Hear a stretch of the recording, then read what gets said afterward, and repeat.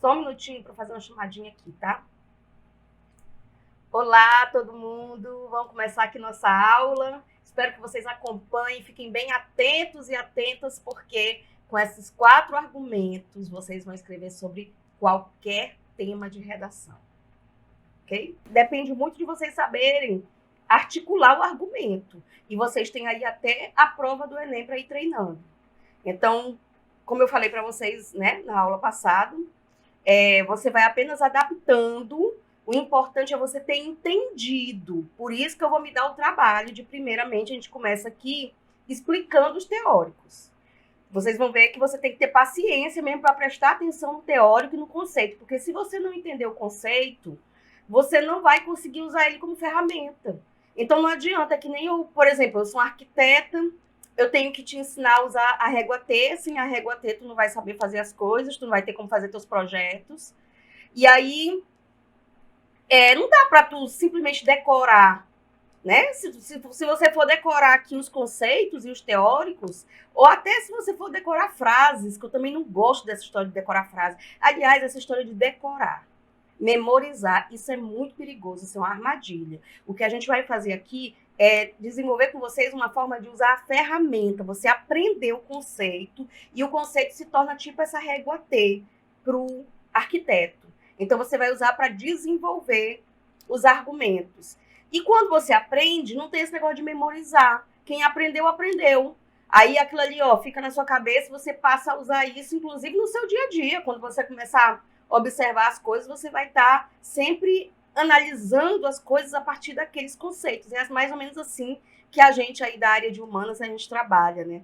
Demora um tempo para a gente entender, para a gente se adaptar, mas é mais ou menos assim. Você vai treinando e dá para desenrolar de boas mesmo na sua redação. Então, lembrem aí.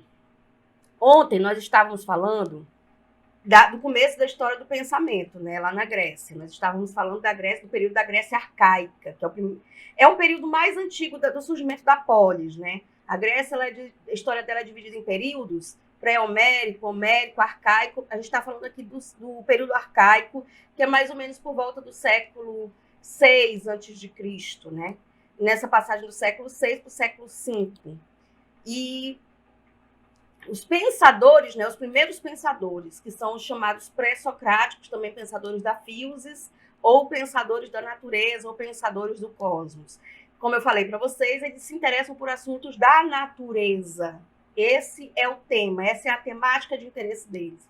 E o que foi que eu pedi para, pelo amor de Deus, vocês não esquecerem nunca mais, porque se você esquecer isso aqui, acabou para você toda a história da filosofia.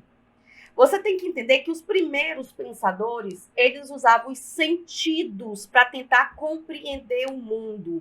Então, era a experiência empírica, a experiência via sensorial. E nós temos aí o paladar, a audição, o olfato, o tato. Então, parece óbvio, né? Como eu falei ontem. Então, para eu conhecer esses óculos bem aqui, eu tenho que usar minha visão para olhar e observar o formato dele, a cor dele. Eu percebo que ele é marronzinho.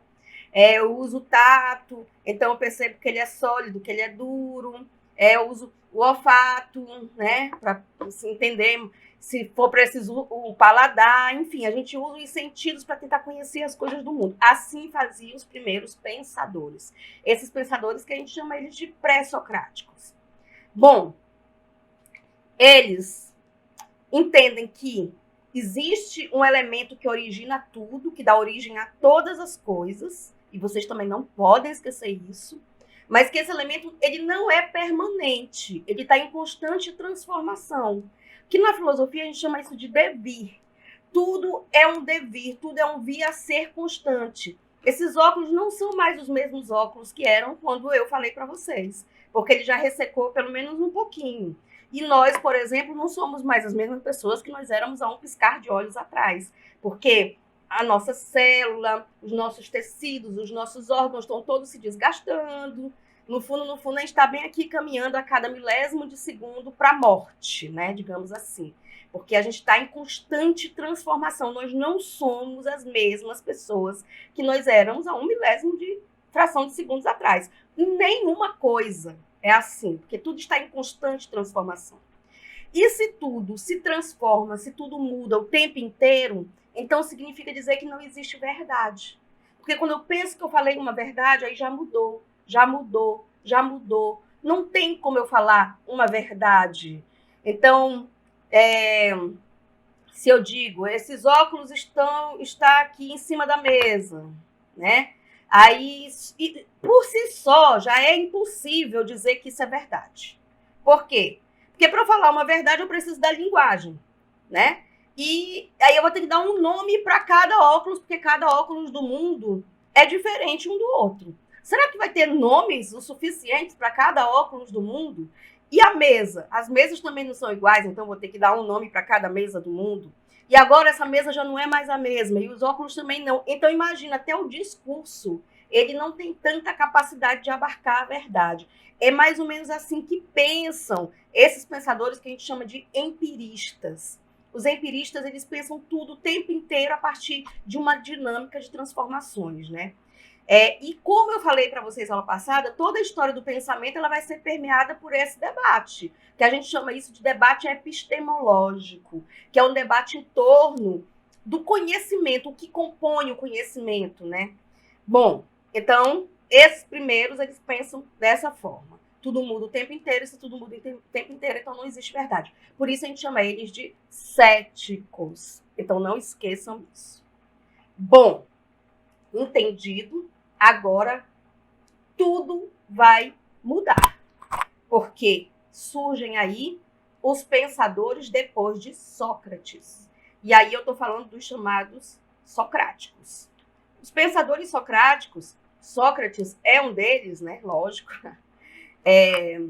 Mas eu vou falar muito mais aqui do Platão. Sócrates, Platão, Aristóteles, eles são os pensadores pré-socráticos. Agora, o Aristóteles ele é diferenciado disso que a gente vai tratar aqui hoje. Então, veja só. Como é? Hã? Não, precisa. Acho que não. Depois, gente, eu vou botar aqui para vocês a tela, tá? Porque eu fiz um esquemazinho, né? Tipo aquele esquemazinho de quadro e tudo. E também vou passar para vocês no grupo do WhatsApp esses slides que eu fiz, tá? Isso é fundamental. A gente tá fazendo bem resumidinho aí para você depois ir desenvolvendo. Bom, quem são esses pensadores socráticos? Sócrates, Platão e Aristóteles. E aqui eu vou falar de Sócrates e Platão. Lembrem que ontem eu falei para vocês que a gente não sabe direito o que é o pensamento do Sócrates e o que é o pensamento do Platão, porque o Sócrates não deixou escrito. Quem escreveu foi o Platão. E para piorar, na maior parte das obras do Platão, quando ele vai falar, ele sempre coloca como se fosse o Sócrates contando a história, o Sócrates narrando. Então, a gente nunca tem certeza o que é o pensamento de um ou outro. Mas eu vou aqui atribuir a Platão, certo? O que é que mudou? Então, o que é que mudou? Se antes os pensadores pré-socráticos, eles entendiam que tudo é possível de se conhecer a partir do uso dos sentidos, o Platão vai dizer: os sentidos nos iludem, os sentidos nos enganam, eles não são capazes de trazer um conhecimento sobre as coisas. Por quê? Porque tudo que existe no mundo, neste mundo empírico, onde existe a nossa experiência sensorial, na verdade é uma cópia de um mundo perfeito, de um mundo que é eterno, que é universal, que é imutável. Este mundo perfeito você vai encontrar na sua prova de filosofia escrito como o mundo inteligível. Então, o mundo inteligível versus o mundo sensível. Enquanto os pré-socráticos vão muito pelo sensorial, os socráticos, eles entendem que o sensorial nos ilude e que a gente precisa trabalhar com o mundo dos conceitos, que está na razão. E que essa razão, essa sim, é confiável. Por quê? Porque a razão não se contamina com o mundo, ela não se polui com o mundo tão imperfeito. Vocês sabem que a razão, que o raciocínio, ele é interno, ele é inato. Os outros animais não têm, pelo menos da forma que nós humanos temos e exercemos. Nós usamos o raciocínio e nós transformamos essa questão da razão na forma de conhecer a partir dos conceitos que a gente desenvolve. Então, vejam, vou dar aqui um exemplo simples. Se eu disser para vocês o que é um cavalo, o que faz um cavalo ser um cavalo? Aí vocês me disserem, é porque o cavalo tem 4 patas, é porque o cavalo tem crina, é porque o cavalo tem rabo. Bom, você vai me dar características do cavalo que eu vou precisar do meu sensorial, porque eu preciso da minha visão para ver se esse cavalo tem rabo, eu preciso do meu tato, eu preciso... Enfim, eu vou precisar usar os meus sentidos para poder conhecer este cavalo. Só que os cavalos não são todos iguais uns aos outros. Se, por exemplo, tiver um cavalo que não tem uma das patas, ele deixa de ser cavalo? Se, por exemplo, eu encontrar um cavalo que não tem crina, ele deixa de ser cavalo? Ou seja, será que é a crina, será que é a pata que vai fazer um cavalo ser cavalo? Então, Platão vai dizer, não são as coisas que nos vêm pelos sentidos que são capazes de informar com verdade sobre o mundo, mas tem uma coisa que a gente nunca muda nesse cavalo. Pode ser um cavalo preto, um cavalo branco, um cavalo sem pata, um cavalo sem crina, mas tem uma coisa que sempre permanece, que é universal e inalterada, que é a ideia que a gente tem sobre um cavalo. Então, o conceito de cavalo, quando eu falar a palavra cavalo, a ideia que vem, ela independe dessas questões que nos vêm pelos sentidos. Por isso, o Platão dizia que os filósofos devem trabalhar com este mundo dos conceitos, com o mundo da razão, porque os sentidos eles vão sempre nos levar a situações de enganação. Logo, percebam que nós estamos diante de pensadores socráticos que buscam uma verdade. Mas agora vocês precisam entender uma coisa. Se os sentidos não são capazes de trazer verdade para a gente, e o que traz verdade para a gente é o que está internamente, significa dizer que os sentidos eles vão nos iludir até por uma questão deles nos levarem à passionalidade. Então, o maior problema dos sentidos é porque eles se relacionam ao corpo. E vocês escrevem isso aí, não esqueçam nunca. Para os pensadores socráticos, o corpo é um problema. Porque os sentidos são um problema. Qual é o problema do corpo? Qual é o problema dos sentidos? É que eles são passionais. Eles, por exemplo, os sentidos, como eles nos trazem prazeres, tudo que nos traz prazeres atiça nossa passionalidade. E o que atiça a nossa passionalidade, as nossas paixões, faz com que a nossa razão se apequene. Entenderam? Então, daqui a pouco vocês vão começar a perceber, quer dizer que daí que surgiu determinados valores morais, né? Porque é lá que a gente vai chegar. Percebam, se o corpo é nosso inimigo, porque o corpo traz prazeres aos sentidos, então este pensamento ele vai permanecer. O corpo vai ser visto como este inimigo que a gente tem que estar em constante luta com ele, né? Veja só, eu sou taurina, então sou um pouco suspeita para falar, mas assim, eu adoro os prazeres do paladar. Os prazeres do paladar, gente, convenhamos, né?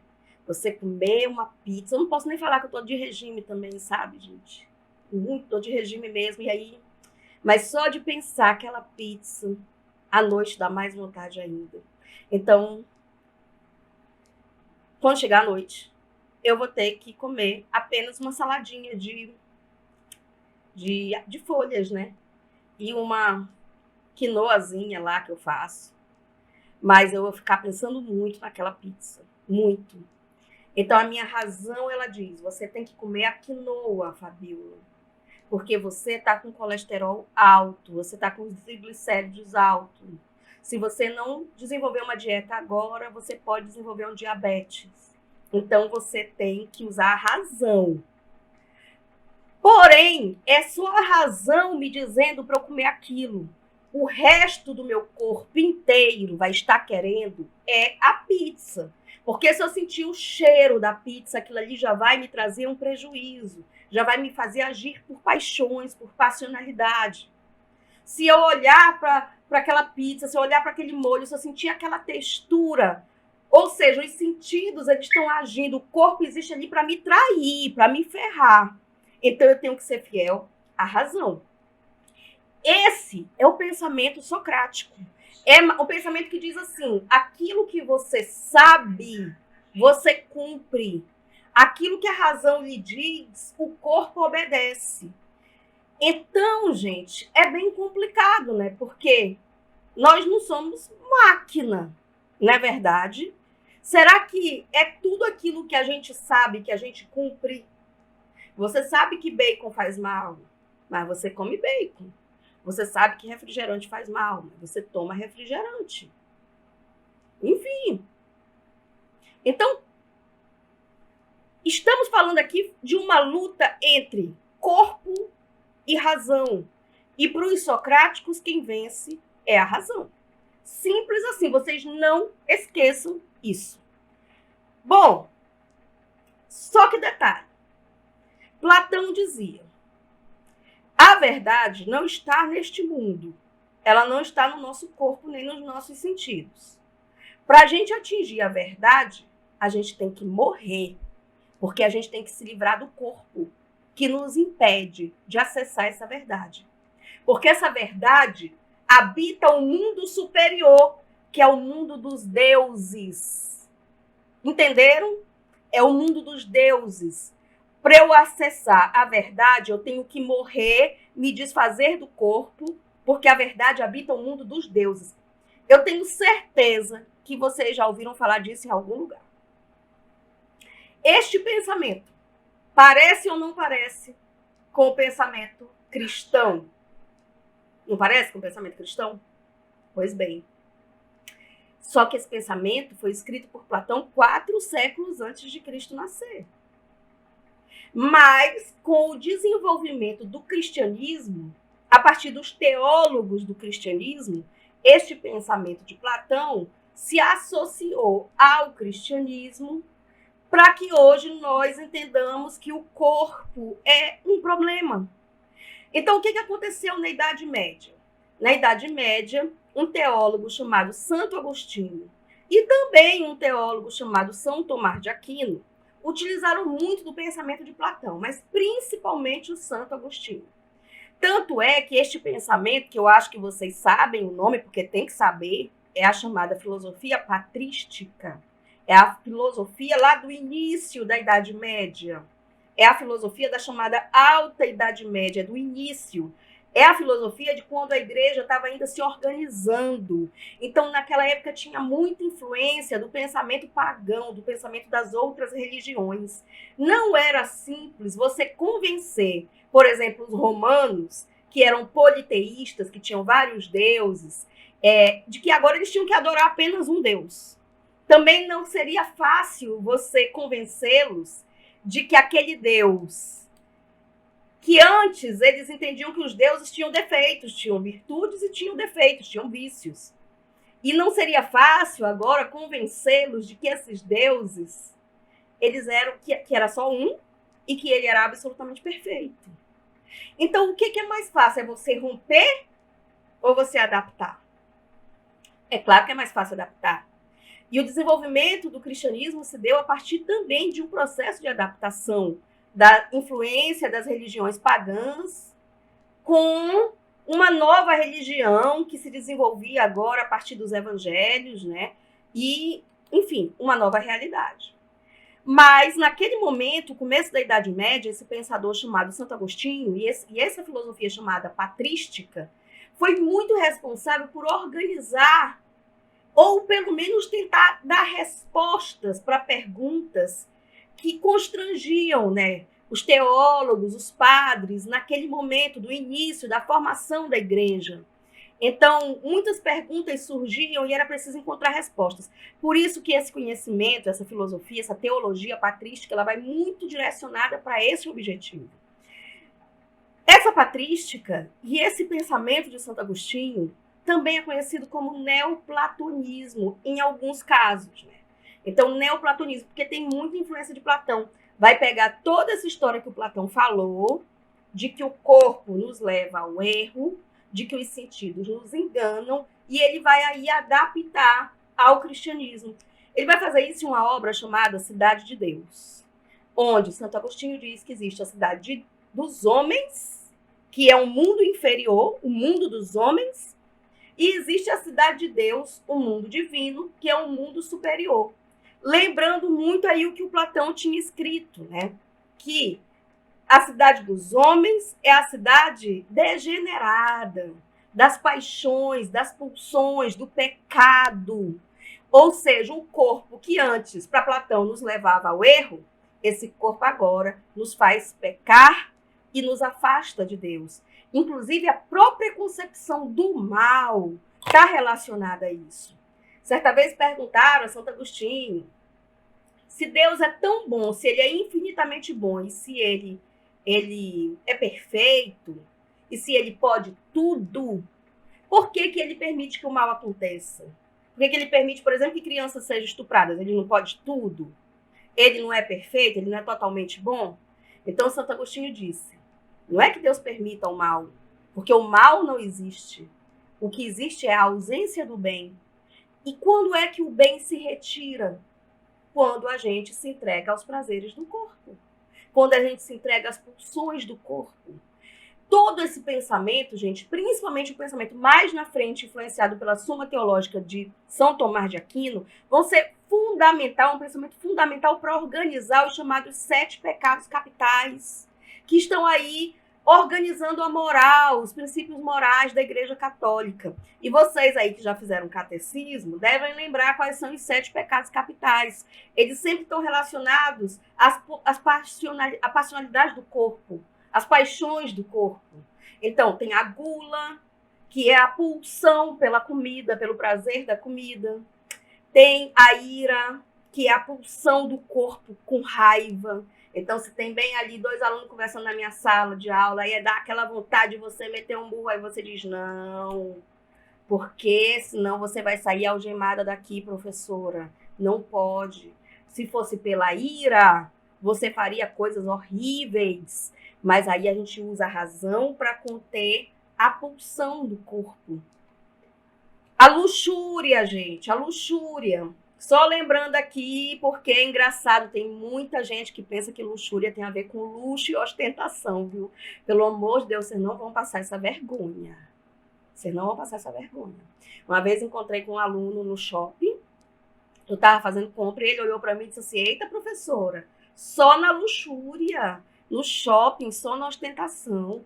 Eu digo, mas meu Deus, por que ele está falando isso? Eu não estou nem numa suruba para ele estar falando isso.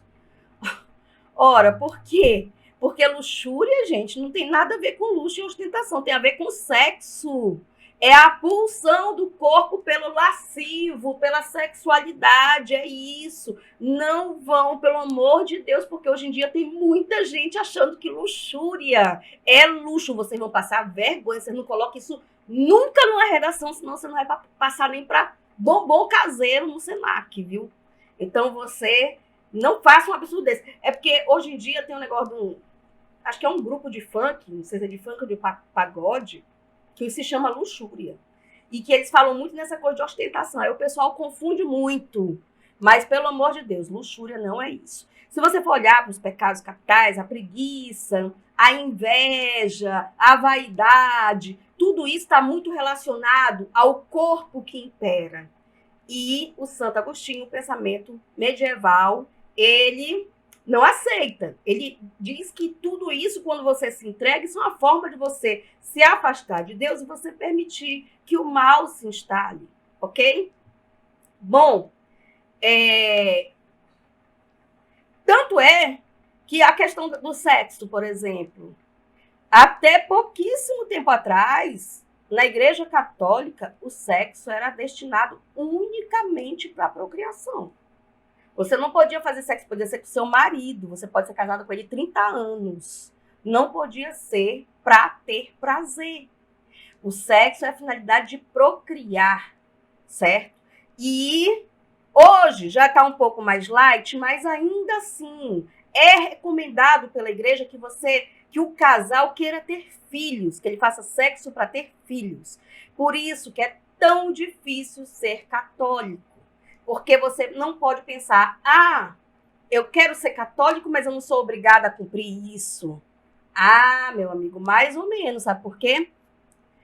Porque o catolicismo é uma religião que não é você que escolhe. Você não pode estar customizando a sua fé como quem customiza um abadá de uma micareta. No catolicismo, é a igreja que decide. Então, é uma religião que passa... A sua crença, ela passa muito pelo intermédio da instituição Igreja Católica. Não dá para você ficar improvisando ou incrementando. Então, é muito difícil ser católico, porque você está diante de uma religião que pressupõe que você tenha que conter os seus prazeres e as suas pulsões do corpo. Que isso fique bem claro. Então, não é muito fácil. Eu me lembro, por exemplo, da minha avó, que essa sim era católica. A vovó era católica. Quando ela teve o quarto filho dela, ela mudou o quarto do meu avô de lugar. Ele tinha que dormir agora num quarto embaixo, no andar de baixo da casa, e ela dormia no andar de cima. Porque não era mais, ela não queria mais ter filhos, então ele não podia mais dormir com ela. E eu me lembro de madrugada, que eu vinha passar férias aqui em Teresina, ficava lá, eu morava em Belém, né? E eu ficava no quarto do lado, e eu me lembro dele batendo no quarto dela. E ela dizia, volte para o seu quarto. E ele dizia, mas é porque eu tô com frio. E ela dizia, volte para lá, porque lá tem cobertor. Ele, por favor, ela, você me respeite, que eu sou sua esposa. Ou seja, percebam o quanto era complicado. Não, eu não tenho pena dele, não, porque ele ia trair ela de qualquer jeito. Essa era a mentalidade da hoje é dos homens. Eu tenho pena dela, coitada, que não tinha nem 40 anos de idade e não transava mais. E aí a pessoa vai viver pra quê mesmo? Aí sim, a confusão é grande, né, meu amigo? Mas veja, é complicado, porque essa era católica. Ela era, até para comer, ela gostava de comer creme de bacuri, e eu gostava de ver ela comendo creme de bacuri. Quando ela terminava, eu dizia, coma mais. Porque eu sentia que ela tinha muito prazer. E ela dizia, basta, não podemos nos entregar aos prazeres do corpo, ao excesso do corpo. Ou seja, isso é uma postura que está muito em acordo com essa moral católica. Bom, percebam que essa filosofia de Sócrates e Platão, e também essa filosofia de Santo Agostinho, ela dá muito respaldo para uma filosofia moral. E lembrem que os primeiros pensadores não estavam interessados em buscar uma moral dentro de uma exatidão, né? De uma exatidão daquilo que deve ser definido como ético, por exemplo. Não. O pensamento deles era em torno da natureza, tentar compreender o cosmos, etc. e tal. Mas quando você define que existe um ponto exato de uma moral, daquilo que é certo ou errado, daquilo que é justo e injusto, daquilo que é bonito ou feio, isso dá margem, inclusive, para o moralismo. Porque o moralista é alguém que se acha autorizado de possuir a verdade em relação à moral, e já que ele é possuidor da verdade, ele se sente autorizado em falar mal de quem não partilha dessa verdade com ele. E daí o moralista é sempre essa pessoa que está com essa postura assediosa, assediando as pessoas, perseguindo, controlando, vigiando, porque ele se acha o grande privilegiado, portador de uma moral superior e absoluta. Bom, por que, professora Fabíola, que a senhora está falando tudo isso? Vocês agora vão entender. Porque no século XIX vai surgir um filósofo que vai dizer mais ou menos assim: nós não somos máquinas. Nós não somos puramente regidos pela razão. Porque se existe uma coisa que é demasiadamente humana, são as nossas pulsões. As nossas pulsões é que fazem da gente esse ser confuso. E para você assistir a estrela bailarina brilhar, você tem que trazer o caos dentro de si. É só quem traz o caos dentro de si que tem condições de contemplar a estrela bailarina. E o que é o caos? São todas as nossas sensações, as nossas pulsões e a forma com que a gente tenta lidar nesse grande dilema entre razão e o que é do corpo. E este pensador que eu estou falando para vocês se chama Friedrich Nietzsche. O Nietzsche, gente, pensador prussiano, na época ele chegou a viver aí esse período, né, de processo de unificação da Alemanha.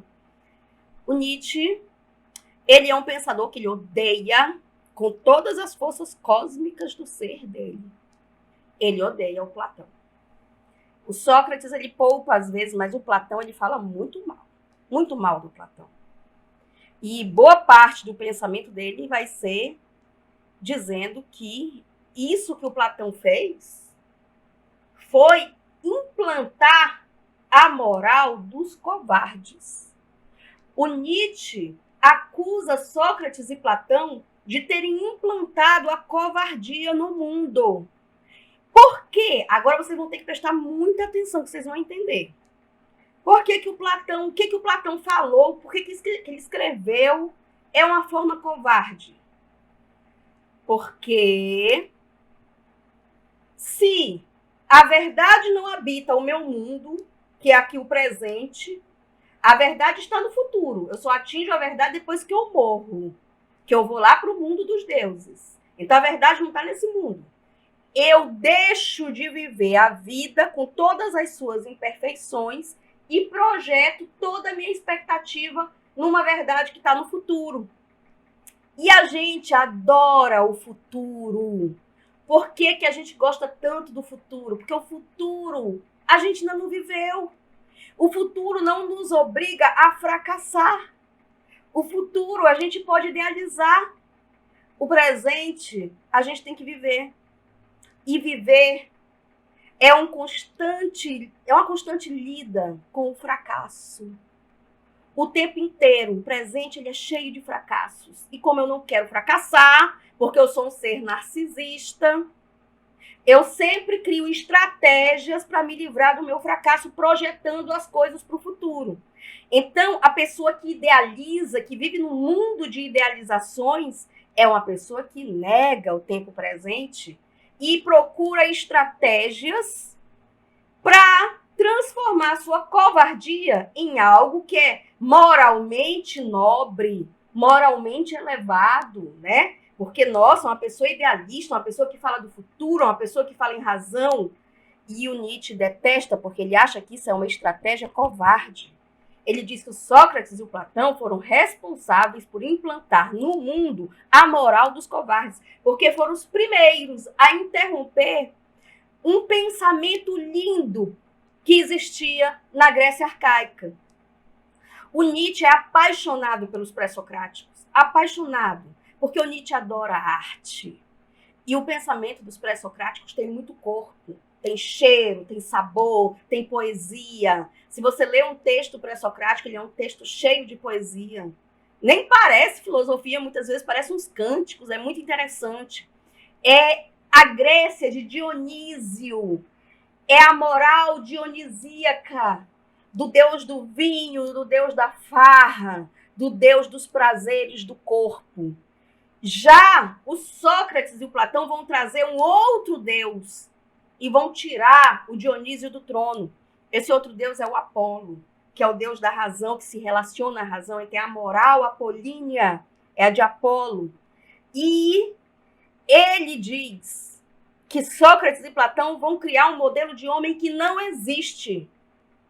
Um modelo muito elevado, que não é real. Então, o Nietzsche ele nos convida a descer deste patamar e dizer, bora falar sobre a verdade? Bora falar sobre os nossos fracassos? Bora parar de buscar essas estratégias ridículas de idealização e de jogar as coisas para o futuro para não lidar com as coisas do presente?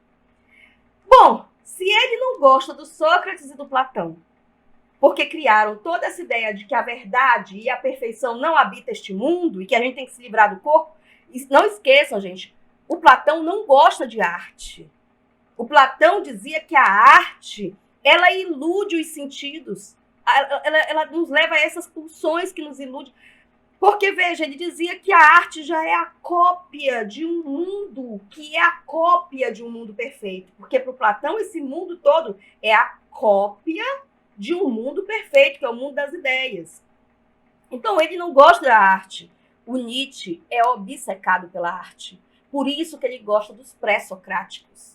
Então, ele já se enquadra aí, ele vai ser esse crítico deste pensamento racionalista, porque o pensamento de Sócrates e Platão a gente chama de racionalista, ou dogmático, também dogmático. Então, olha, vocês vão ter que saber quem é quem aí nessa história, por isso que no slide eu estou colocando tudo direitinho. Deixa eu ver se eu coloco aqui o slide, peraí, se eu consigo aqui. Como é que é, Germano? Tá aqui, gente. Pré-socráticos. Do outro lado, Sócrates e Platão. Pré-socráticos, sentidos intermediando conhecimento. Sócrates e Platão, razão enquanto conhecimento superior. Os pré-socráticos, corpo, presente, arte. Os socráticos, a arte é a cópia de um mundo inferior. Pré-socráticos, o presente e o eterno devir. A transformação constante. Agora, os socráticos. A verdade é eterna e universal, habita o mundo dos deuses. Os pré-socráticos são céticos, porque para eles não existe uma verdade. E os socráticos são dogmáticos. Porque o que é ser dogmático? É você não submeter a dúvidas um pensamento. É que nem na religião, quando a pessoa é dogmática na religião, ela se submete a um dogma. Por exemplo, os católicos acreditam que o Papa é um ser perfeito, que ele não erra, que tudo que ele fala é tomado de perfeição. A professora nunca ouviu falar, é o chamado princípio da infalibilidade papal. E para você ser católico, como eu falei para vocês, você tem que ir acreditar no que a igreja, né, interpreta, não é uma interpretação livre sua. Então, o princípio da infalibilidade papal diz que o Papa ele não erra, ele é um ser tomado de perfeição, ele é uma santidade. E, por mais que eu diga, gente, mas não existe um ser humano que não erre. Mas, gente, dogma a gente não discute. Dogma, você acredita e acabou. No caso do dogma religioso, você acredita porque você tem fé. Fé é um sentimento que nem todo mundo tem. Mas quem tem sabe da força que é. E por isso, a pessoa que tem fé, ela não precisa de provas. Agora, a pessoa que não sente, que não é tomada por essa fé, ela não vai conseguir compartilhar desse entendimento.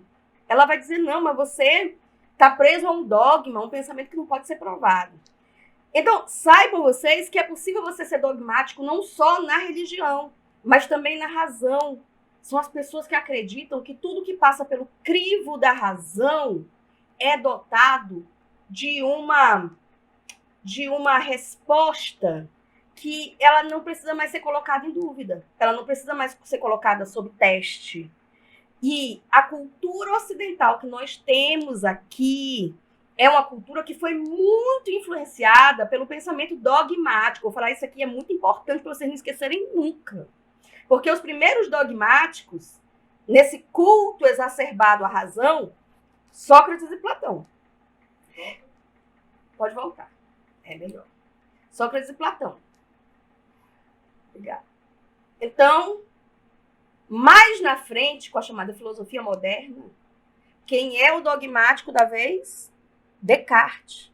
René Descartes. Que vai ficar uma vida na busca de uma razão, na verdade, de uma verdade que não fosse tomada por nenhum tipo de dúvida.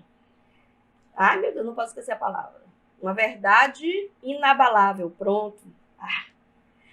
Descartes passou uma vida buscando uma verdade inabalável. E ele entendia que essa verdade está na geometria, na matemática, naquilo que vem pela razão. Então percebam que a gente teve uma história do pensamento muito influenciada por este pensamento dogmático. Só lá por volta do século XVII, quando está começando a se desenvolver aí a Revolução Industrial, é que vai ganhando espaço para o retorno de um pensamento que usa os sentidos, né? Aí eu tenho que dizer para vocês que teve uma breve exceção, porque entre os socráticos, o Aristóteles, eles utilizavam os sentidos, ele fazia os experimentos da forma dele lá do mundo antigo, mas ele, sim, ele tem uma postura diferenciada, tanto é que ele tem uma postura de um cientista muitas vezes, né? Agora, para vocês verem por que eu estou falando isso, porque aí onde a ciência vai se diferenciar da filosofia. É nesse momento. Tem muita gente aí que não sabe a diferença de ciência para filosofia. Tem gente que diz assim, professor, eu não sei a diferença de sociologia para filosofia. Ora, se você não sabe a diferença de sociologia para filosofia, é porque você não sabe nem a diferença de ciência para filosofia. A filosofia, durante muito tempo, ela vai ser muito influenciada por este pensamento dogmático, de discussões que não estavam neste mundo, de discussões que estavam em torno se Deus existe, se Deus não existe, das discussões que a gente chama de metafísicas. Agora, com a chegada do empirismo moderno, que se dá aí principalmente com David Hume, John Locke, Francis Bacon, são aqueles teóricos que caem também todos os anos no Enem. Então são principalmente esses três, David Hume, John Locke, que é considerado o pai do empirismo, e Francis Bacon. Com esses filósofos, começa aí todo o desenvolvimento do pensamento empírico, que vai retomar os pré-socráticos com muita força, para tentar buscar respostas sobre esse mundo a partir do experimento. E a ciência é esse tipo de conhecimento que aceita os sentidos com suas experiências e até mesmo com seus limites. Mas que também não virou festa, né, gente? Não é porque a gente usa dos nossos sentidos, que são subjetivos, que variam de uma pessoa para outra, que vira festa. Porque, vamos lá, né? Qual é o maior problema dos nossos sentidos? É que além dele trazer passionalidade, como eu falei para vocês, porque ele traz os prazeres, o problema é que os sentidos são subjetivos, eles mudam de uma pessoa para outra. O que é pequeno para uma pessoa pode parecer grande para outra. O que é quente para uma pessoa pode não parecer tão quente para outra. Então, os sentidos, eles variam muito entre as pessoas. Por isso que tem muita gente, por exemplo, que não gosta muito de ciências humanas, porque diz que ela é muito subjetiva. Mas, olha, independente de ter subjetividade, porque, claro, que nossas experiências são subjetivas, mas existem critérios mínimos para você assegurar que aquele conhecimento está dentro de um certo rigor, né? Então, não é essa festa como se pensa. Mas, enfim, voltando aqui para o Nietzsche. O Nietzsche é um crítico feroz do pensamento dogmático. Ele diz que os seres humanos se tornaram escravos desse pensamento e que o cristianismo foi muito responsável por isso. Então, se o Nietzsche não gosta de Sócrates e Platão, é claro que o Nietzsche não vai gostar do cristianismo. Inclusive, ele diz que o cristianismo é um platonismo para o povo, é um platonismo para as massas, porque as massas não conseguem entender direito Platão, que é um pensamento muito difícil de ler, filosofia não é fácil. Mas o cristianismo não é um pensamento mais tranquilo, mais fácil, mais acessível. Mas ele diz que o cristianismo é como se fosse o pensamento de Platão, né? E ele considera um pensamento extremamente vulgar. Por quê? Porque ele diz que os cristãos criam estratégias para não lidar com as dores. E que foi com o cristianismo que se implantou e que se consolidou de vez a moral dos covardes. Por quê? Porque é como se os fracos, lá na antiguidade, os fracos, né? Os fracos eram pessoas que não conseguiam destaque, que não tinham uma boa oratória, não tinham muita presença nas assembleias. Esses eram os fracos. Aí, o que era a ideia de bem? A ideia de bem era o homem que se destacava, que falava bem, que era muito presente na vida pública. Ele diz que com o cristianismo tudo se inverteu. Porque já que aqueles fracos não conseguiam se chegar ao patamar dos mais fortes, eles criaram uma moral que coloca a fraqueza como uma virtude. Então, já que eu não posso me tornar uma pessoa forte, eu transformo a moral e implanto uma moral onde vai ser bonito ser fraco. Isso está muito presente numa obra do Nietzsche chamada Para Além do Bem e do Mal. O Nietzsche ele estudou grego, né? E ele estudou o grego arcaico e a língua, o idioma, ele vai trabalhar muito com essa questão semântica, com a questão do significado moral que existia numa sociedade, como isso se transforma a partir do advento da modernidade, né? Então, por isso, gente, veja só, vou dar aqui um exemplo de como é que os cristãos transformam a covardia em algo que é bonito, que é nobre, na visão do Nietzsche, por exemplo. Digamos que eu sou casada, meu marido me trai, me bate, eu descubro que ele tem um amante, tem até filhos com ela. Então, o que eu tenho que fazer? Eu tenho que sair de casa, eu tenho que terminar o casamento. Eu tenho que pegar meus filhos, digamos que eu tenha 5 filhos, digamos que eu não tenho emprego, mas eu tenho que pegar meus filhos e dar meu jeito, sair fora. Vou arrumar um emprego, vou começar do zero. Eu vou enfrentar o mundo. Mas ao invés de eu fazer isso, eu digo, eu perdoo. Eu perdoo porque eu sou uma pessoa muito generosa. Eu sou uma pessoa maravilhosa e Deus gosta de quem perdoa. Então perceba que eu acabei de utilizar uma estratégia para transformar minha covardia em uma qualidade que me enobrece. Esse processo de sublimação a gente utiliza, né? Enfim, na verdade eu quero até abrir um parêntese aqui, porque quando a gente estuda psicologia, a gente estuda vários desses conceitos, que são mecanismos que a gente recorre para poder sobreviver, porque a vida é muito dura, a vida é dor, a vida é muito tristeza. O Nietzsche entende que a vida é muito triste, é pura tristeza, e que da feita que a gente nasce, tudo que a gente vai se tornando é a partir da dor. É a dor que faz da gente o que a gente se torna, né? Não são as coisas boas, mas são as coisas dolorosas. E para a gente enfrentar as dores da vida, a gente precisa desenvolver estratégias emocionais. Como, por exemplo, negação. Que é a gente negar, a gente é capaz de mentir para si mesmo. Sim, a gente mente para si mesmo e acredita nas próprias mentiras. Então, às vezes, a gente tem um namorado que não vale 1 centavo. E a gente sabe disso. Mas a gente fica se enganando porque a gente não quer lidar com a dor de se deparar com a verdade. Outra estratégia que a gente utiliza, que a psicologia estuda, a sublimação, que é o ato da gente transformar os nossos piores defeitos em qualidades. Projeção, enfim, tem vários. Eu esqueci, gente. Eu estudei psicologia aí em 1900, cinema mudo. Foi um curso que eu até comecei a fazer quando eu ainda morava em Belém e eu larguei. Mas é interessante você procurar saber sobre isso.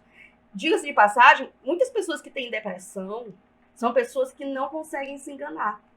São pessoas que elas se atiram de cabeça mesmo nas dores e elas não conseguem negar, elas não conseguem mentir para si próprias, elas não conseguem...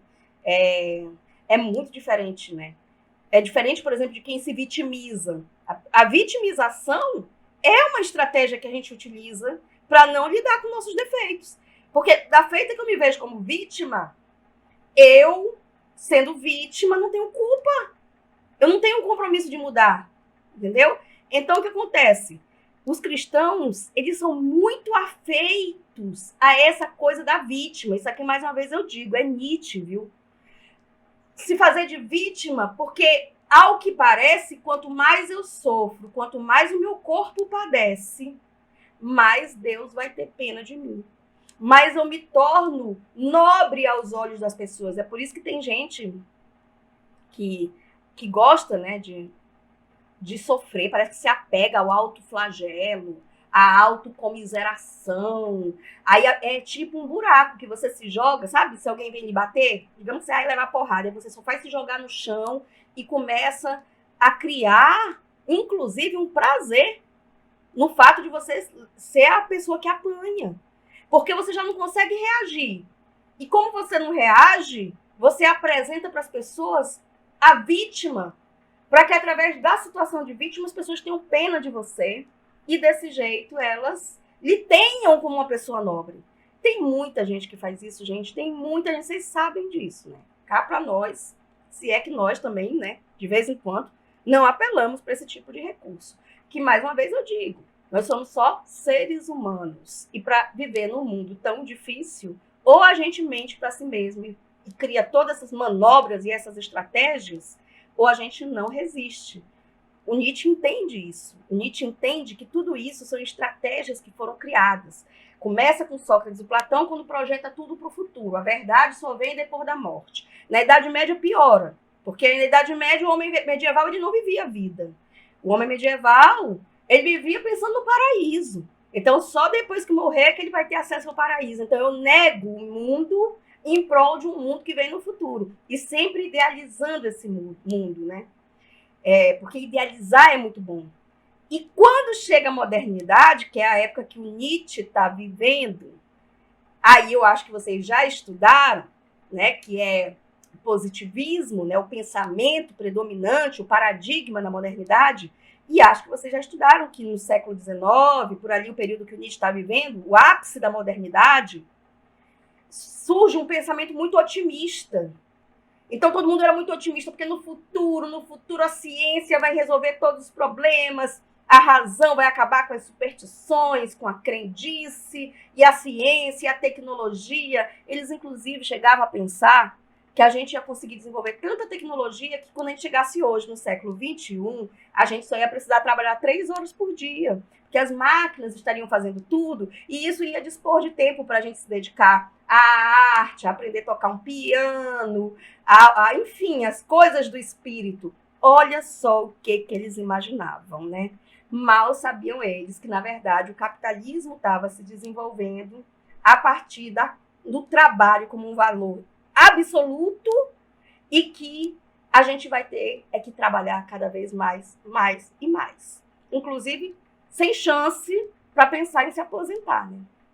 Ou seja, mas na época do Nietzsche, todo mundo era muito otimista. O futuro vai ser maravilhoso. Era assim que se pensava. E o Nietzsche virou e disse: ei, meu filho, vocês estão apenas repetindo o mesmo erro lá do começo. O Nietzsche, gente, ele chama a gente para pensar o tempo presente. E pensar o presente é nos submeter a uma situação de muita tristeza, porque é perceber o fracasso.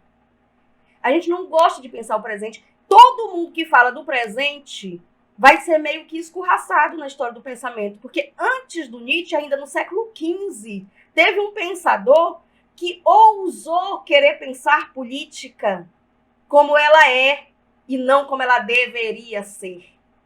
E este pensador virou, inclusive, sinônimo de algo que é maléfico. Nicolau Maquiavel. Maquiavel dizia: eu não quero falar de política como ela deveria ser. Eu quero falar de política como ela é. E falar de política como ela é você viver todas as contradições humanas. Porque as contradições humanas trabalham com a questão da disputa, do egoísmo. Quem aqui já participou, pelo menos numa gincana, sabe perfeitamente que em situações de disputa, a gente aflora a parte da gente que a gente não quer admitir que existe, que a gente tenta ocultar. A política, gente, ela é um espaço fantástico, porque ela não nos permite a mentira. Sim, parece o contrário, né? Todo mundo diz que político mente. Mente para quem não está dentro dela. Mas as pessoas que estão dentro da política, elas entendem que o que existe de mais visceral, de mais humano, que não permite a idealização, porque a gente vai ter que encontrar soluções. Política é encontrar soluções. E para encontrar soluções, nem sempre vai ser aquilo que você idealiza. Então, digamos que eu recebi um terreno, digamos que eu penso assim, poxa, eu vou fazer uma casa linda, perfeita, eu tô aqui, no meu ideal, a casa é a coisa mais linda do mundo. Mas aí o terreno que me deram é um terreno todo inclinado, todo ruim. Eu tenho só 2 soluções. Ou eu pego esse terreno ruim e tento adaptar o meu projeto, e aí não vai ficar mais como eu idealizei, mas pelo menos a minha família não vai ficar dormindo na rua, no relento, pegando chuva. Ou eu digo, não abro mão dos meus princípios e não vou fazer essa casa nesse terreno. E aí a minha família vai ficar toda na rua, pegando chuva. Qual dos dois é melhor? Qual dos dois é melhor? Me digam. Acredito que a gente ter que enfrentar. Com todas as adversidades, mesmo que tenha que abrir mão do que a gente idealizou. E política é isso. É a arte de você enfrentar. E o Maquiavel tentou trazer isso pra gente lá no século XV. Falando mesmo na real. E por isso ele foi escorraçado na história do pensamento e confundido e se atribui a ele. Vocês já ouviram falar, fulano tal é maquiavélico, como se fosse uma pessoa maléfica. Enquanto que, na verdade, qual foi o crime do Maquiavel? O mesmo crime do Nietzsche. Falar na real, falar do seu tempo, falar das coisas que a gente nega, falar das coisas que Sócrates e Platão tentaram empurrar para baixo do tapete. Porque não adianta a gente ficar empurrando o lixo para baixo do tapete. O Nietzsche diria isso pra gente. O Nietzsche chegaria hoje e dizia, olha, chega de empurrar o lixo para baixo do tapete. E mesmo Nietzsche não estando aqui, mas a gente tem um pensador que ele é também dessa mesma categoria. Professora, qual é o nome dessa categoria? A gente chama essa categoria de pós-modernos. O Nietzsche é o precursor da pós-modernidade. E o que é ser pós-moderno? Ser pós-moderno é você ousar falar das coisas do seu tempo. Bora levantar o tapete, olhar para o lixo que está embaixo dele e bora tentar resolver. E a gente tem um sociólogo polonês chamado Zygmunt Bauman, tá? Que eu também trago ele aqui para vocês nessa aula de hoje. Que o Bauman é um pós-moderno e ele chama a gente para esse desafio também de fazer a leitura do nosso tempo. É por isso que o Bauman, quando você lê o Bauman, quando você lê o Nietzsche, você sai assim com vontade de morrer ou de matar alguém. Você sai no ponto de se jogar do primeiro pé de machixe. Porque são leituras depressivas. Quando a gente lê o nosso tempo, a gente vê coisa que está muito ruim. Então não nos cabe idealização. Ok. Agora vejam. Se o Nietzsche chegasse hoje, no mundo de hoje, e o Nietzsche se deparasse com as redes sociais, hein, gente? Já pensou? Ele ia dizer, porra, mas agora o pessoal aloprou, né, na covardia. Porque as redes sociais, elas são o espaço de pureza e de perfeição que nós hoje criamos. Vocês já viram alguém ser feio no Instagram? No Instagram não tem ninguém feio. No Instagram todo mundo é bonito, todo mundo é politizado. Aquela pessoa que numa sala de aula não abre a boca, porque não abre a boca. Você está aqui falando, é uma matéria, eu sou professora de sociologia, de filosofia, que são matérias extremamente de debate. Você não vê ninguém abrindo a boca para debater, não é com a Fabíola, não. Eu ensino aos teóricos. Porém, onde é que a pessoa vai debater? No grupo do WhatsApp. Porque ali não me obriga a fracassar. E eu só quero coisas que não me obriguem a fracassar. Ou seja, gente, nós estamos cada vez mais narcisistas e covardes. Porque as redes sociais, elas são a expressão máxima dessa nossa covardia. Você vê que a professora é ruim, é chata, porque ela lhe obriga a ler um livro que dá trabalho, é horrível tentar entender aquele filósofo. Mas se você for para o YouTube, onde o youtuber vai estar só xingando o filósofo, aí você aprende a xingar, você vai na onda do youtuber, mas você não pega o livro para ler. E é isso que as pessoas hoje querem. Então, as pessoas não querem mais lidar com o fracasso. As pessoas só querem espaços de idealização. E isso, gente, está criando uma geração de pessoas incapazes, infelizes, pessoas que não sabem resolver problemas mínimos. Porque antigamente a gente resolvia problema, era enfrentando. Hoje em dia tem farmácia em todo canto, oferecendo remédios para resolver seus problemas. Antigamente, tinha um problema com o vizinho, a gente ia lá e resolvia chamando para uma conversa. Hoje em dia, tudo passa por um processo de judicialização. Então, você procura logo os tribunais, né? Então, é como se a gente não tivesse mais hoje condições ou capacidade para lidar com problemas, porque, na verdade, essa covardia, ela precisa apontar que, por exemplo, eu não quero fracassar, eu não quero assumir meus fracassos. Então, eu posso, por exemplo, viver o dia inteiro numa rede social, porque a rede social me livra de eu fracassar. Eu posso usar os filtros e meu rosto vai ficar sempre com a pele bonita. Eu posso falar sobre todo tipo de assunto que eu vou lá Quando a pessoa me perguntar uma coisa que eu não sei, eu corro lá e procuro ler rapidinho para poder ter resposta. Aí eu digo que eu tenho resposta para tudo, que eu sou intelectual, mas na vida real eu nunca peguei nem a capa daqueles livros. Eu vou criticar Marx até umas horas, porque o youtuber criticou Marx. Então, eu achei o youtuber bacana, porque ali eu não preciso me deparar com a leitura marxista, que você passaria uma semana no primeiro parágrafo, e a impressão que dá é que, sei lá, que não é nem desse mundo, é muito difícil de entender. Se você pegar o Capital, você se mata para entender um capítulo daquele.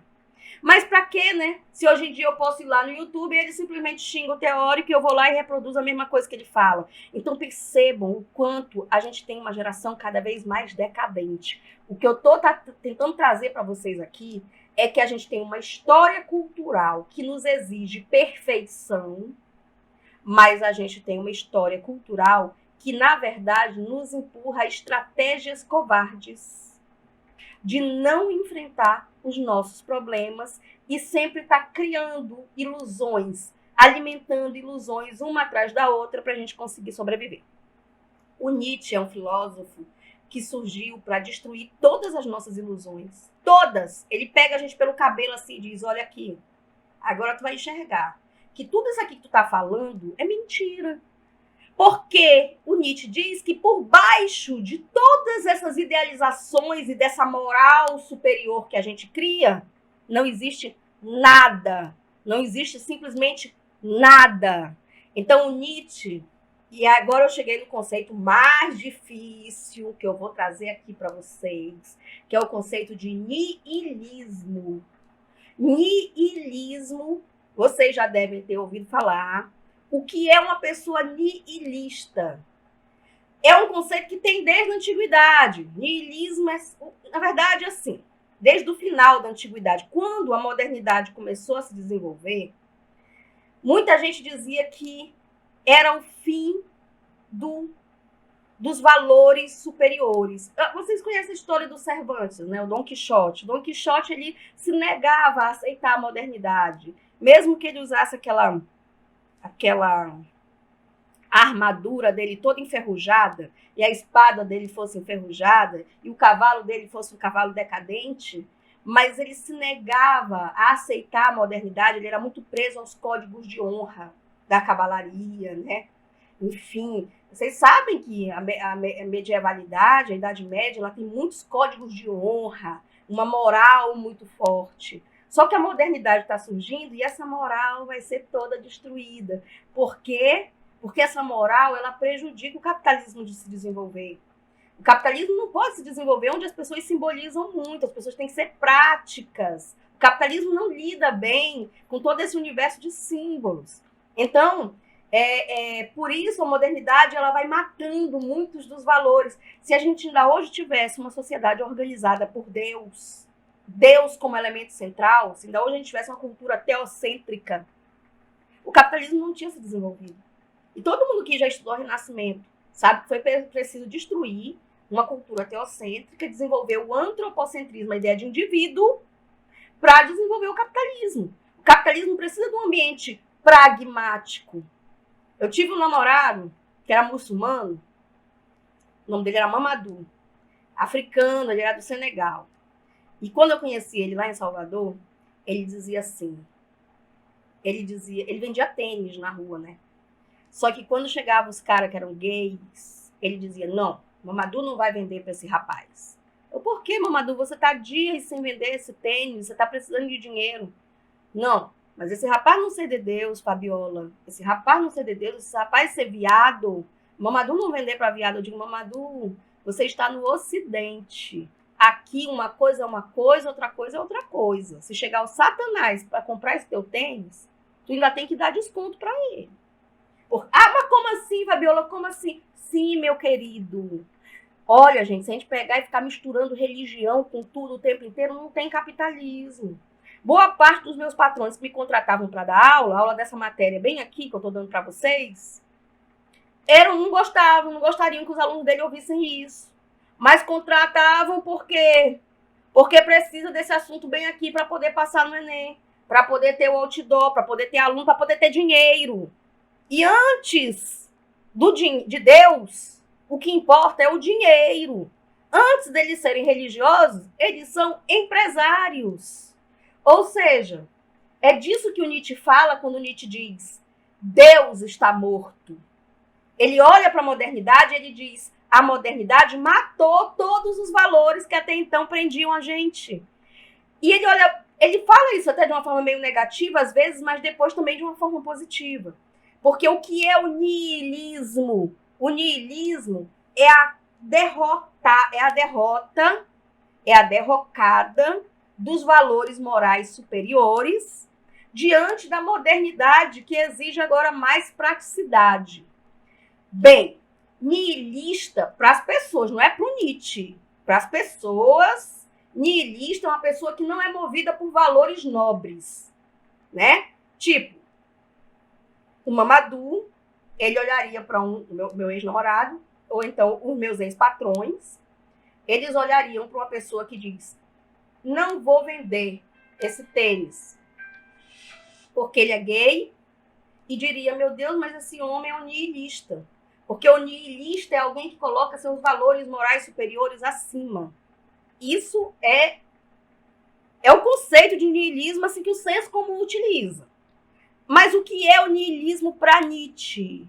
Para Nietzsche, niilista é o contrário. Niilista, ele acha que é justamente a pessoa que se apega a um valor superior para não viver o desafio do presente, com todas as suas transformações. Exemplo. Digamos que eu sou uma pessoa, tá? Enfim, eu sou uma pessoa socialista, né? Acredito que o socialismo é uma sociedade onde a gente vai conseguir superar as desigualdades, que a gente tem que tentar construir uma ordem igualitária. Mas aí, se eu ficar o tempo todo só pensando na revolução, e, por exemplo, eu digo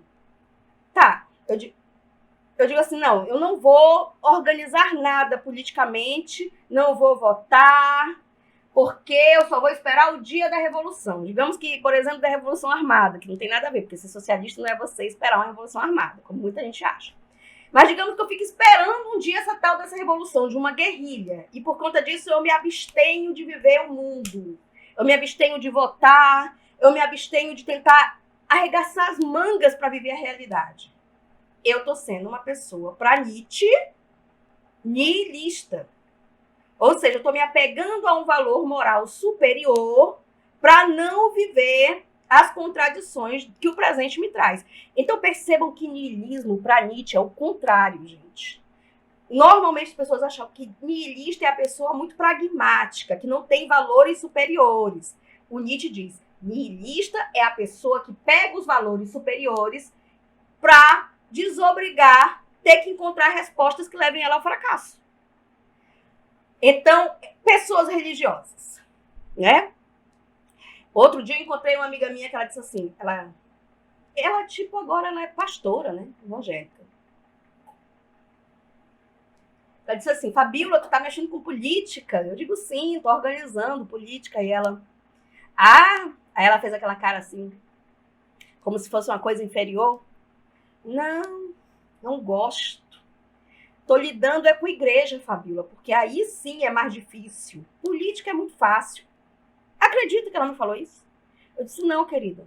Fácil é a gente lidar com igreja. Porque ninguém morreu para saber como é do outro lado. Então eu posso contar um bocado de coisa. Eu posso idealizar, eu tô trabalhando com coisas que estão no futuro. Difícil, meu bem, é política. Porque você tem que lidar com as coisas desse mundo, com interpretações erradas em uma sociedade onde todo mundo olha para político como se fosse um desgraçado. Que toda hora você vai ter que passar por situações de injustiça. Gente falando de você sobre o que nem sabe. Não acompanha a sua vida política, não acompanha seu trabalho, nada, mas vai querer dar opinião. Então, injustiças, incompreensão, e você ter que procurar soluções, né, o tempo inteiro. Isso não é fácil.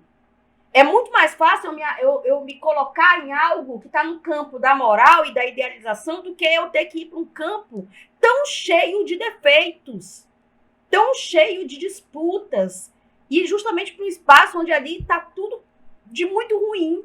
mas que a gente tem que estar, porque não é uma opção. Você não pode simplesmente optar. Ai, não quero, não gosto. Não pode. Não tem como optar. Se você está lá na cadeia alimentar para ser devorado, ou você se organiza politicamente, ou você vai ser devorado. Não é uma opção. Mas, enfim, eu quero que vocês tenham entendido o que é niilismo para Nietzsche. Por quê? Voltamos aqui à questão das redes sociais do nosso tempo. Vocês já perceberam, gente, que aqui a gente está falando, por exemplo, de depressão, suicídio, porque eu já falei que nós temos uma geração de pessoas fracas, fragilizadas. E qual foi o argumento que eu trouxe para que essas pessoas estejam passando por toda essa fragilidade? Eu tentei apontar para vocês que na história do nosso pensamento, nós construímos uma cultura que nos torna pessoas frágeis, pessoas despreparadas para as dores. Como numa praia, que você está ali pulando onda, né? E aí chegou uma onda gigantesca. Eu tenho duas saídas. Ou eu baixo, eu faço tipo Platão, né? Uso a razão e baixei, deixei a onda passar. Eu posso passar a tarde inteira pegando onda, é só eu baixar que dá tudo certo. Ou então eu digo, eu vou pular. Porque o Nietzsche, os pré-socráticos e o Nietzsche diriam, eu vou pular. E lá no topo da onda é que eu vou ter que descobrir qual é a melhor forma de cair. Porque o topo da onda é o presente, onde eu não posso inventar, onde eu não posso mentir. Lá eu vou ter que desenrolar, que desenvolver uma habilidade que eu não sei se eu vou ter. E de repente eu posso fracassar e cair, me quebrar todinha lá embaixo. Mas, com certeza, na próxima onda, eu já vou saber a melhor forma. Porque tudo o que não me mata, me torna mais forte. Essa é uma frase muito atribuída a Nietzsche, porque ela resume muito o pensamento dele. Para o Nietzsche é exatamente isso. Aquilo que não me destrói, me torna mais forte. Ele entende que o uso da razão e dessas estratégias, que na verdade são estratégias mentirosas, né? Ela, na verdade, fez da gente pessoas fracas. E ele acha que quando a gente se entrega ao corpo, com todo esse caos que a passionalidade nos traz, com toda essa questão dionisíaca, né? Dionísio, com todos os prazeres, e que a gente vai tentando administrar tudo isso, a gente vai retornando ao que há de mais humano e o que há de mais real. Então, é o chamado super-homem. O que é o super-homem do Nietzsche? Porque o super-homem é a sua solução quando você colocar na sua redação. Quando você começar a desenvolver o argumento, eita, você vai arrasar muito, sabe por quê? Porque vocês vão estar colocando que o problema, ele foi originado na história do pensamento ocidental. E olha, gente, é preciso que vocês entendam. Cada povo tem uma história. Eu estou falando da história do Ocidente. Pode até ser que lá na Índia tenham pessoas que hoje também estão bem fracas, são frágeis. Mas lá eles têm os motivos deles. Eu estou buscando aqui os motivos nossos, que não sou eu, Fabíola, que os pensadores estão apontando, um pensador como Nietzsche, está simplesmente dizendo para a gente que nós temos uma história cultural voltada para desenvolver pessoas fracas, pessoas frágeis, pessoas que passaram uma vida criando estratégias de fugir do enfrentamento das dores, e dos fracassos e das contradições. E agora a gente chega a outro ponto, porque além de Sócrates e Platão, além do cristianismo, além da ciência que prometia mundos e fundos, ainda tem o capitalismo. Porque o capitalismo ele exige que nós sejamos os melhores. Nós temos que demonstrar excelência. Nós não podemos fracassar. Nós estamos numa situação de competitividade. Todo dia deve entrar uma pessoa na sua sala de aula aí. Mesmo que vocês não estão na escola, né, ultimamente. Mas todo dia deve aparecer uma pessoa para você dizendo assim, porque você tem que ser o melhor, você tem que ser o melhor, você tem que demonstrar excelência. Ou seja, nós temos uma civilização de pessoas que não podem fracassar. Que não podem errar, não podem fracassar. Tem que ser as mais puras, tem que ser as mais bonitas. Todo dia você tem que entrar nessa rede social para prestar conta da sua vida. Se você é uma pessoa popular, se você é uma pessoa rica, aí você vai tirar foto na academia, espichando a bunda pro lado, para todo mundo achar que a sua bunda é daquele jeito mesmo. Por quê? Porque você não pode ter celulite, por exemplo, né?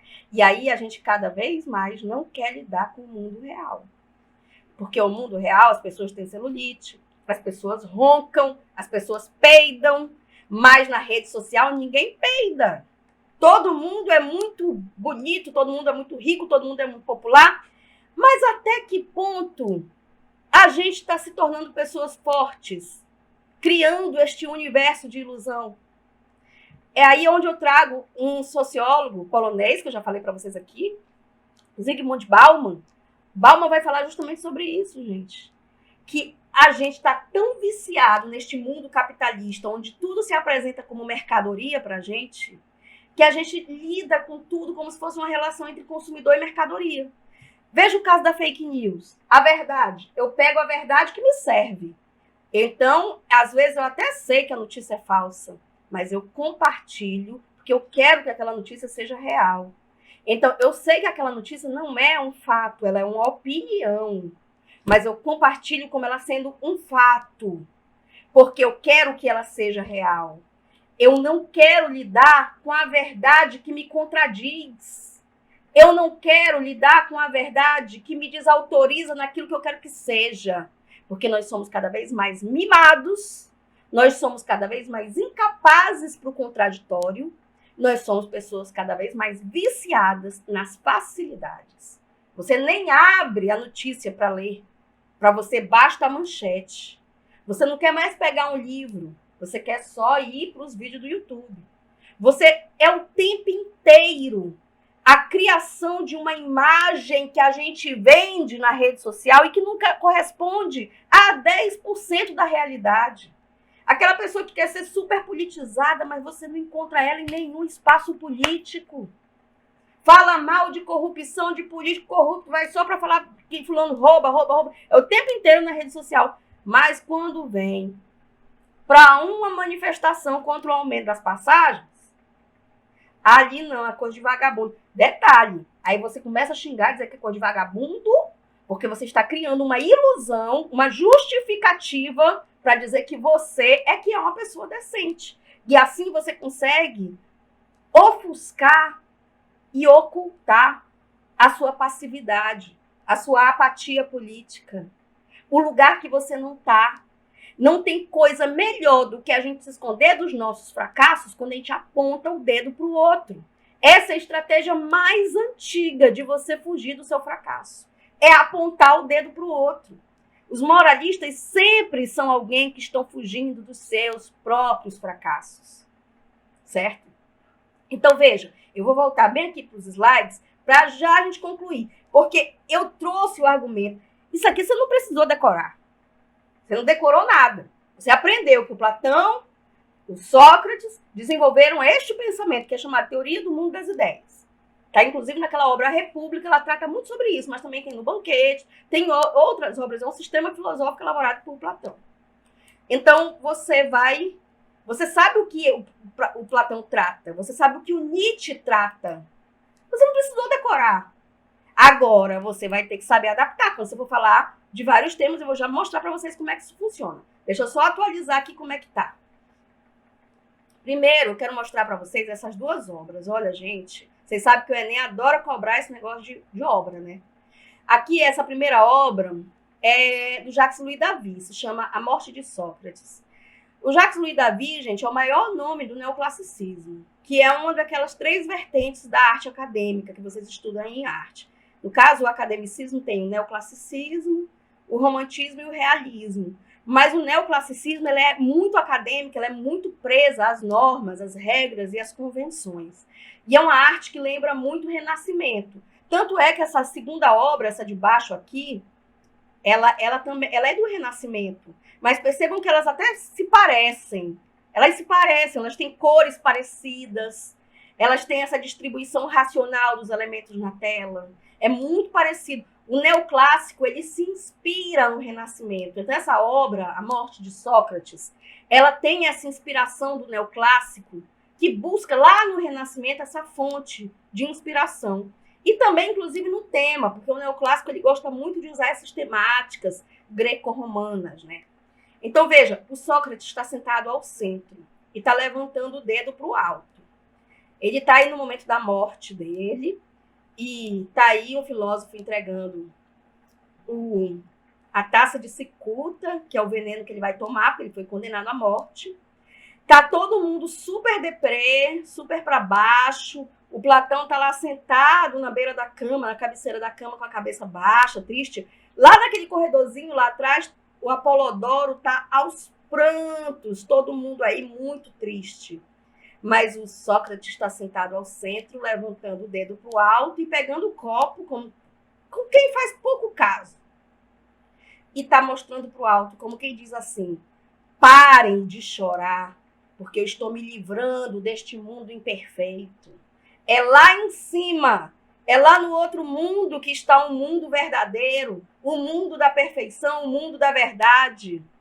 É por isso, gente, que o Nietzsche ele dizia que o Sócrates e Platão são filósofos suicidas.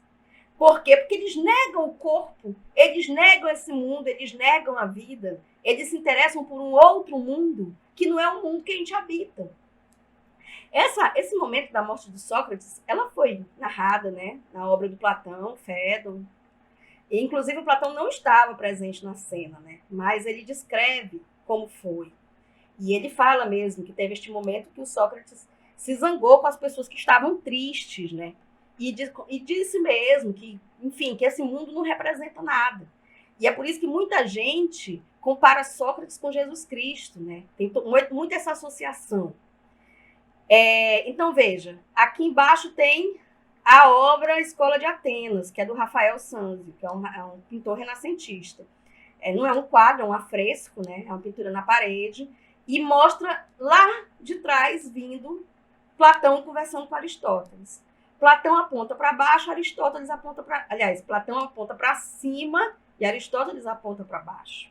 Porque o Platão é da mesma linha filosófica do Sócrates. Para ele, a verdade está lá no alto. E como eu falei para vocês, o Aristóteles aponta para baixo, porque ele já tem mais essa pegada mesmo de estudar as coisas do nosso mundo a partir da questão sensorial. Então, essa obra já veio no Enem, né? Ali está colocado vários outros filósofos que, na verdade, não viveram no mesmo período, né?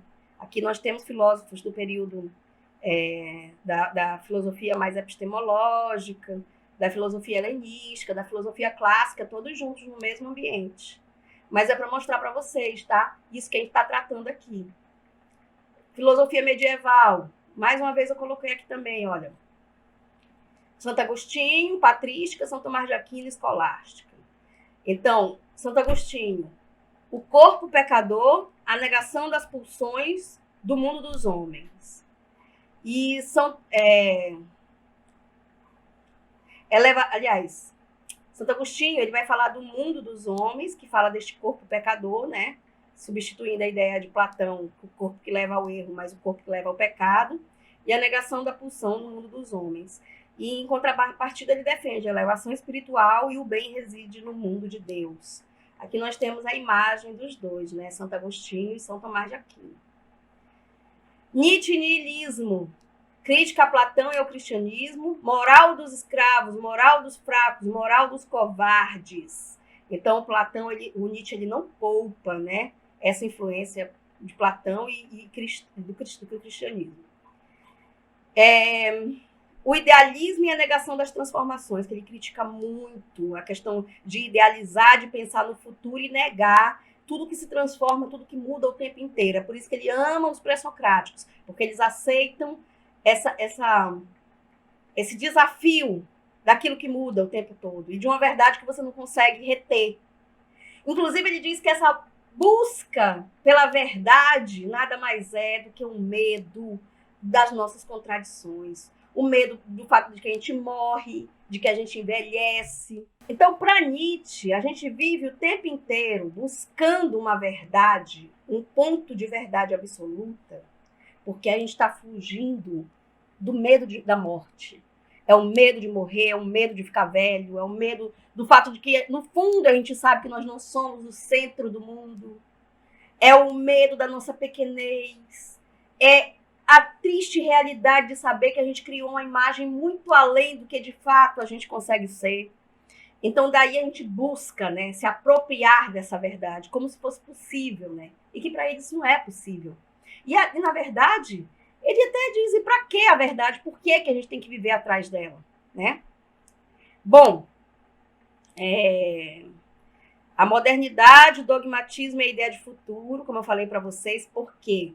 Porque, olha, nessa evolução, digamos assim, vou usar esse termo, que vem lá de Sócrates e Platão, aí vem para o cristianismo, aí vem para Descartes, aí o ápice do ápice nesse dogmatismo da supremacia da razão se dá com o positivismo. Positivismo, só que agora é a ciência, né? Ciência como o conhecimento superior, não é mais a filosofia. O Augusto Comte, por exemplo, ele dizia que a filosofia é um estágio intermediário, que ele chamou de estágio metafísico. Ele defende mesmo que bom é o estágio que eles estão vivendo lá no século XIX, que é o estágio positivo. Olha essa frase do Nietzsche, ele diz assim: por vezes as pessoas não querem ouvir a verdade, porque não desejam que suas ilusões sejam destruídas. É exatamente o que a gente está tratando aqui. São esses esquemas, essas estratégias de não lidar com a verdade. Covardia, negação das contradições, realidade virtual e simulacro. Olha esse termo aqui, ó, simulacro. É um conceito muito utilizado por Jean Baudrillard, este filósofo que escreveu muito sobre essa questão dos reality shows, do mundo virtual, né? Desse mundo de ilusões. E aqui, ó, o Bauman, gente, que morreu não tem muito tempo. E ele também trata muito sobre essas nossas relações líquidas, né? A liquidez, o quanto o capitalismo ele acabou reduzindo mais ainda. A gente perdeu a nossa dimensão humana. A gente perde cada vez mais essa dimensão humana.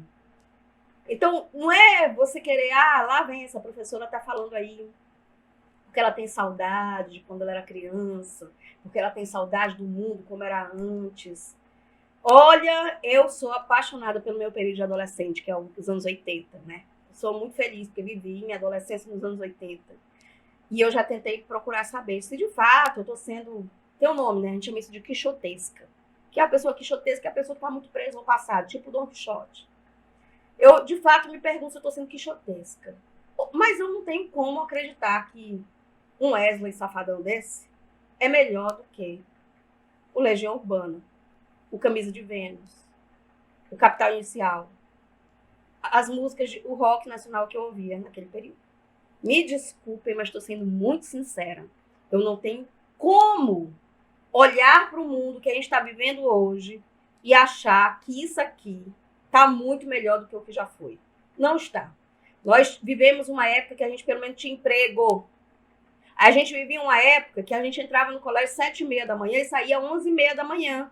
As férias, no meio do ano, eram 30 dias. No final do ano, era quase 2 meses de férias. A gente tinha a Semana da Pátria, que a gente tinha 3 dias de feriado na Semana da Pátria.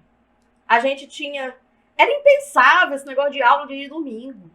Hoje, para uma pessoa que faz 8ª série, ela já sabe que vai passar o dia estudando. Que vai ter que passar o dia na escola, depois vai ter que ir para o inglês, depois vai ter que ir para não sei aonde, não sei aonde, não sei aonde, não sei aonde. Você não tem mais tempo para viver com os amigos, você não tem mais tempo para suas relações humanas, você não tem mais tempo para sua família, você não tem mais tempo para nada. Você vive o tempo inteiro correndo, correndo, correndo, correndo. Você não tem mais vida. O Bauman, ele trata muito sobre isso. E é isso que ele chama de realidade líquida, modernidade líquida, onde essas relações já não se sustentam. O capitalismo, ele transformou nossas relações nessa coisa extremamente artificial. Então, se a gente junta todas essas situações, a gente percebe que a gente tem uma civilização que criou as pessoas para serem suicidas, que criou as pessoas para serem depressivas, para não saberem lidar com pequenos problemas, como é hoje. Né? Então, e olha, tudo isso você vai estar escrevendo na sua redação, usando os teóricos. E detalhe, você não está colocando meio mundo de teórico, não. Você use dois. O que gera o problema e o que traz a solução. Porque o problema eu já falei exaustivamente dele aqui. Agora, a solução. A solução é o super-homem. É o super-homem que o Nietzsche fala. É este homem que se supera. O super-homem não é um homem que é melhor que todo mundo. Muito pelo contrário. É o homem que tem plena consciência de que ele não pode tudo, mas ele vai tentando trabalhar com o que resta a ele. Eu, por exemplo, nunca fui a melhor aluna do colégio. Sempre tive nota baixa, reprovada, enfim, uma tragédia. Mas eu digo, não, eu vou tentar fazer com o que me resta. Eu sempre fui muito boa nessa questão de arte. Eu era uma criança criativa mesmo. E sempre gostei muito de interpretar, de ler, né? Ler eu gostava. Vou tentar fazer o que há de melhor.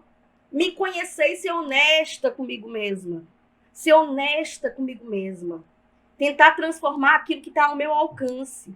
Só que, gente, para a gente falar isso hoje, alguém logo vai dizer que isso é conversa de gente fracassada.